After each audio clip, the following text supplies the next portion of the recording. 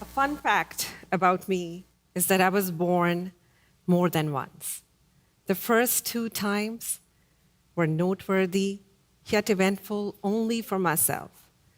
The first one was from my mom, and the second one was when I flew to New York for the first ever time. But the rebirth that I want to talk to you about was a secret anti-aging treatment, which for some reason I kept hidden from everyone around me. It was back in 2010. I was approaching my 40s. My life had been a roller coaster ride of ups and downs for 2 decades, like anyone else. But for me, that time was super intense. My 20s were a marathon of medical school exams while dealing with one arranged marriage after another in trying to start a family. By the way, when you live and grow up in Pakistan, you don't date. You marry someone chosen for you. I passed my medical school exams, but the marriages were a speed dating nightmare. On top of this, to my dismay, I also developed a skin condition called psoriasis. Now, psoriasis is not fatal. It just exhibits annoyingly chronic skin erosions, which are mostly stress-related, and they can pop up anywhere, anytime, totally unannounced.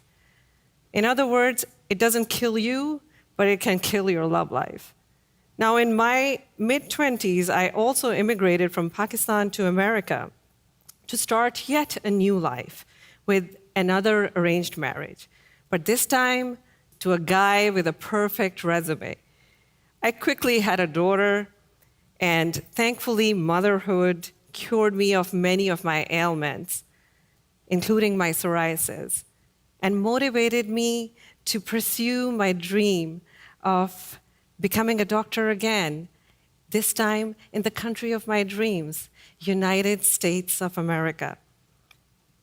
This was a place that held more freedoms for me than my motherland of birth. A place which promised a safer space for growth for my daughter.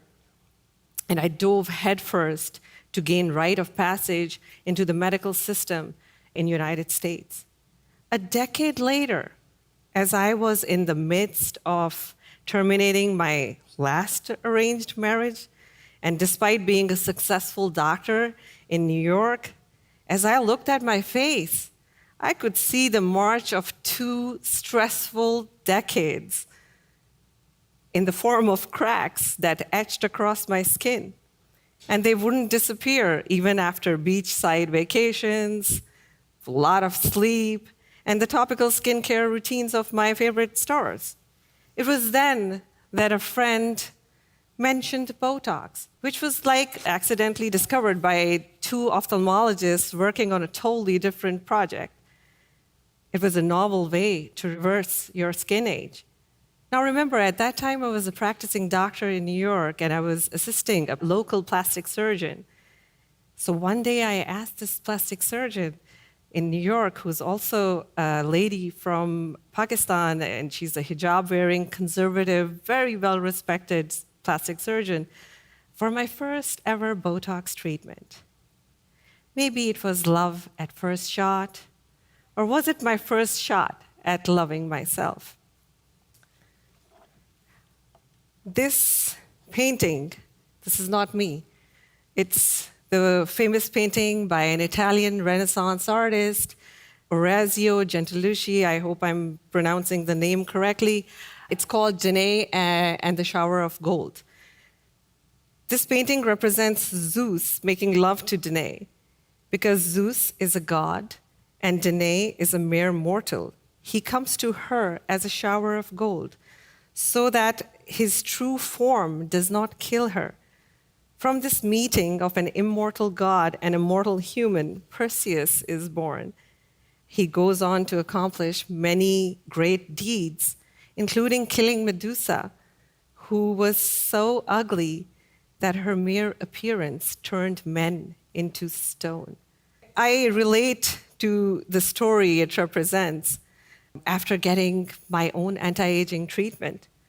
Whatever it was it love at first shot, or maybe it was the first time I felt love for myself? It was the first day that I felt time had stopped for my skin, even though the bustle of the world continued on. Within a week, I discovered the modern medical magic of reversing my skin age by a decade. I compared my new pictures to older versions of me, and not only did I look better, but I knew I felt better as I re-experienced an upgraded version of me at 40, still looking like I was not even 30. Botox not only erased my frown lines and crow's feet, but also lifted my negative emotions that I carried in my heart, wasting more than a decade of my life living with people I didn't love or doing things that I didn't care for. A small amount of anti-aging medication had given me power over my aging and reversed the damage of a stressful decade or two. I know what you're thinking about Botox. And believe me, I had the same exact problems. Not only these treatments were super expensive when done by the right people, but also they didn't last long. And even though they're FDA approved, they're not covered by your insurance because they're considered cosmetic. And I had good insurance. I was a doctor. This was the start of my journey with baby steps into learning anti-aging techniques in the magical world of aesthetic medicine. Today, I invite you to open yourself up to the value of vanity and its various applications for the future of your well-being. I want to inform you that it's a mistake to be vain about not being vain. As a retired geriatrician who has worked in the field of anti-aging for over a decade now, I know that our beauty span is closely related and relevant to our health span. Now, these might be unfamiliar terms for you, but remember, they're important and they can improve the quality of your overall life. Here is my first boring-looking graph, which actually shows you this research that they did from over 70 countries that shows that the happiest decade of human life is when people are in their 80s, if they're still healthy. Like other organs that fail with aging, skin, the largest organ that we have, also fails.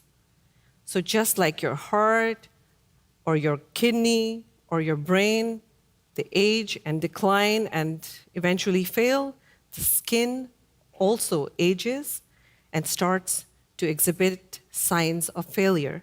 Now, when the skin fails, it falls.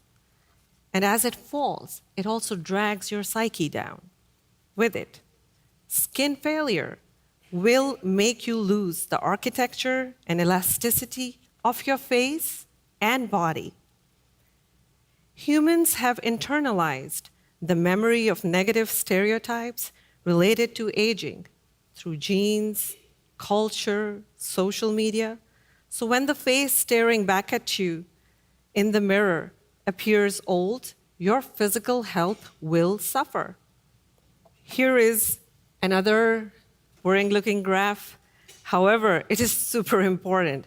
It is a very, very important research that is done by Becca Levy, who is a Yale public health professor. This shows that positive attitudes about aging are extremely important to health and well-being later in life. The diagram on the left shows that people with positive age beliefs have much lower levels of stress hormone cortisol than people with negative age beliefs. Cortisol is one of the main stress hormones, and elevated levels are associated with a broad range of health problems, from heart disease to dementia. The diagram on the right shows that people with positive beliefs about aging live on average 7.5 years longer than people with negative age beliefs. All this is not new information. There are many authors who have tackled this subject, which you may want to read.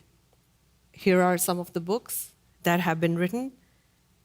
In 2019, I published a book, Do We Really Need Botox? A Handbook of Anti-Aging, which mentions the problems related to aging and some recommended solutions for this age-old problem of tackling our mortality. Anti-aging and aesthetic medicine can preserve the integrity of your skin and architecture of your face through the entirety of your lifespan, and not just for a few short, young years. Your health span is tied to your sense of vanity. Rejuvenating your skin as you go through time may seem like vanity, but keeping your skin intact and healthy can contribute substantially to your ability to maintain a positive self-image, remain vital, productive, sexually active, and to extend health and meaningful activity into the later stages of your life. I learned all this because a decade ago, I also retired as a geriatrician to solely work in the field of anti-aging medicine. At that point, I was a medical director of a nursing facility with a short-term rehab capacity. I followed patients through not just their acute breakdowns in the hospital, which landed them in the hospital. I prided myself in understanding the nature of aging alongside the various 21st century medications and procedures available to prolong their life. But nothing helped the people in assisted care or nursing homes return to full health, happiness, or flourishing. Instead, the people who can still think clearly refer to nursing facility as the waiting rooms of hell, and their occasional life-saving visits to the hospital as visits to hell with no way out other than dying sooner or later from one thing or another. I remember reminding them that the roads to hell are paved with angels who swear an oath to assist you in not only keeping you out of there, but also easing your path back into life and health. But in America, we age like Tithonus, the man in Greek mythology with whom the goddess of dawn, Aurora, fell in love with. She was so smitten by his beauty and song that she went to Zeus and asked for a perpetual life for him. Her wish was granted, but the gift of immortality turned sour because she forgot to ask for the side order of youth and capacity of rejuvenation. He got so old, weak, and feeble that to relieve some of his pain and misery, she turned him into a cicada, a cricket, so she could still hear him sing at night, but she doesn't have to look at him. The lack of agency over aging for the elderly in the last decade of their lifespan, despite all the big spend on medications and facilities, is now becoming strikingly evident. My understanding of successful aging deepened after a decade's work building and running an anti-aging center. I no longer feared aging because we started proactively learning to manage it better. Philosophically, I know that control is partly an illusion, but I also see in my daily practice the power I bring to my patients over the process of aging. And I know firsthand how a tiny dose of medicine helped me control not just my perception of self, but also my mood, my health, and my energy. The house of cicada has no mirrors. Something that I noted in the nursing home was a lack of mirrors. People hated to look at themselves. Seeing in their reflections the declining architecture of their faces made them uniformly sad. As I trained in the newly developing field of anti-aging, I realized that most of the sadness was from accepting defeat as their body was disintegrating. They told poignant jokes about grappling with the cognitive dissonance caused by aging naturally while trying to remain graceful about it. The human race has tried to gain agency over aging for hundreds of years. Indeed, modern medicine has helped us double, even triple our lifespans over the past century. But at the same time, it has medicalized aging, treating it like an inevitable process of decline, or even worse, simply a disease. Our healthcare system has brought us to a point where we do everything possible to stay alive, yet dread being old. This is where anti-aging medicine intervenes to revolutionize both medicine and getting older. Here is another very important research by Becca Levy. On the left, you see people who have positive age beliefs activated increase in their physical activity remarkably over an 8-week period. On the right is one of Levy's most important and amazing findings, which says people with positive age beliefs have a much smaller incidence of Alzheimer's, even among people with a genetic predisposition for the disease. Dear kids, anti-aging is the health and wellness of your future. Vanity is a skill which you can learn to develop. Now, your mom and dad may have told you to ignore and definitely not focus upon it, unless you're a girl of a certain age. But guess what? They were wrong. I wish for you to redefine the value a judicious amount of vanity may hold for you. Today is yet another day to remind yourself to connect with the beauty and miracle of your existence. And you surely know that you have connected with all the possible versions of your true self through time when it fails to give you anything but joy of being alive daily, being energetic daily, being healthy, and seeking to say no thank you to aging daily. History is not just a tale of chaos, repeating our ancestral mistakes over and over, but also a story of humans adapting to change. In the realm of human health and lifespan, we have to shift the paradigm to maintain proactive agency over the perception of the beauty of your existence, for not just the few years that you're young and vibrant, but instead for the entirety of your lifespan. And for that reason, vanity is not a dirty word. Viva la beauty. Thank you.